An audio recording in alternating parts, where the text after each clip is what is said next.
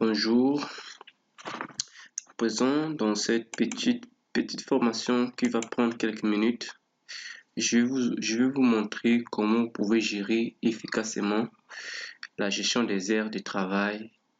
Supposons que vous avez un chassonnel. Avec cette petite formation, vous allez vraiment organiser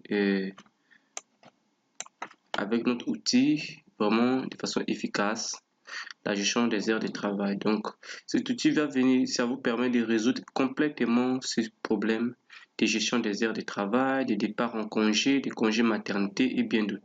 Donc, ici, cette partie, ça va vous permettre de mettre en fait la configuration qu'il faut, les différentes catégories, la direction ici, les différentes directions. Si vous en avez deux, vous mettez les directions D ou ainsi de suite. Ici, ce sont les matricules de vos agents que vous allez mettre ici. Les noms, en fait, ici, j'ai fait allusion au nom et prénom et au poste de personne, du personnel, en fait. Après, ici, ça, c'est la partie configuration des données. Vous avez ici les heures normales. On va avoir ici les heures du début et les heures de fin. Ensuite, ici, ça peut être les différentes, voilà, les différentes plages horaires. On peut mettre ici si votre société travaille le jour, ça travaille la nuit. Voilà, on peut le mettre ici. Après, ici, nous avons le code des absences. Donc, ici, on peut mettre ici absence. Par exemple, j'ai mis absence non justifiée avec le code ANJ. Ici, AI, c'est les absences autorisées. AM, c'est arrêt maladie, congé. Payé, c'est CP. Ici, accident de travail et congé événement. Une fois que j'ai fait ça, donc vous allez faire ça. Suivi ici. Maintenant, on va ici mettre, c'est là où vous allez renseigner tout le temps. Ok, vous pouvez les déléguer à ceux qui sont en dessous de votre responsabilité pour pouvoir gérer ces côtés, ces tâches ici. Donc, une fois que je mets ici, par exemple, la date, je vais choisir le jour, en fait, le nom de la personne, ça va venir automatiquement. Je vais récupérer le nom de la personne, son matricule, son statut. Ok, ici, je vais avoir quel est, voilà, je prends ici son matricule, va venir aussi automatiquement. Et cette personne, elle est absente ou elle est présente. Pour aujourd'hui, si la personne elle est absente, je mets absent. Si elle est présente, je mets présent.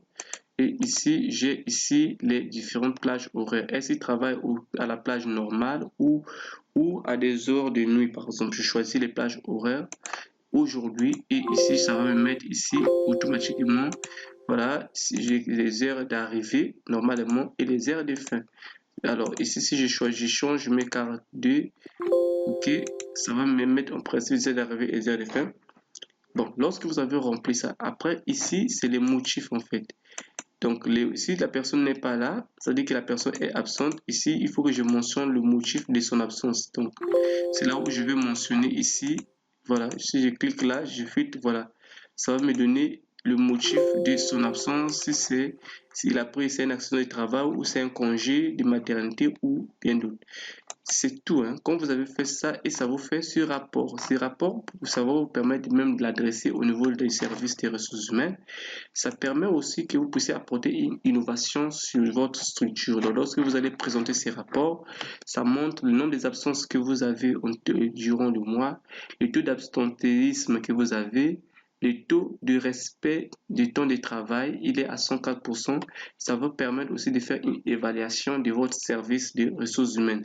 Et ici, nous avons tous les noms du personnel que vous avez qui apparaît là. Et après, voilà, ici, nous avons le pourcentage par nombre de présences. Nous avons ici, donc vous avez vu que nous avons mis les configurations et des raisons d'absence. Cette personne, par exemple, s'est absentée tel jour. En fait, ici, une fois, arrêt maladie une fois. Alors, cette personne ici s'est absentée aussi congé. Et ça dit que c'est congé, voilà. Il a pris des congés une fois, ainsi de suite. Donc, ça vous donne ces diagrammes que vous voyez. Très intéressant parce que ici, je peux voir déjà la liste des absences. C'est-à-dire que la personne ici, les respects de travail, il est à 110%. Les heures travaillées, c'est 84, 30. Et les heures supplémentaires se représentent 32%. Donc ici, j'ai le pourcentage des heures supplémentaires qui se présentent là. Donc, je vais voir vraiment. Après, je peux le filtrer ici de façon un peu je peux filtrer par semaine pour voir par exemple la semaine 2 comment cela s'est comporté. Je peux filtrer par semaine 3 ou je peux filtrer dans l'ensemble de toutes les semaines. Donc voilà un peu ce que je devais vous présenter comme outil très important pour la gestion des heures de travail. C'est simple, mais ça va énormément vous aider dans votre travail au quotidien. Je vous dis merci, à très bientôt pour le prochain tutoriel.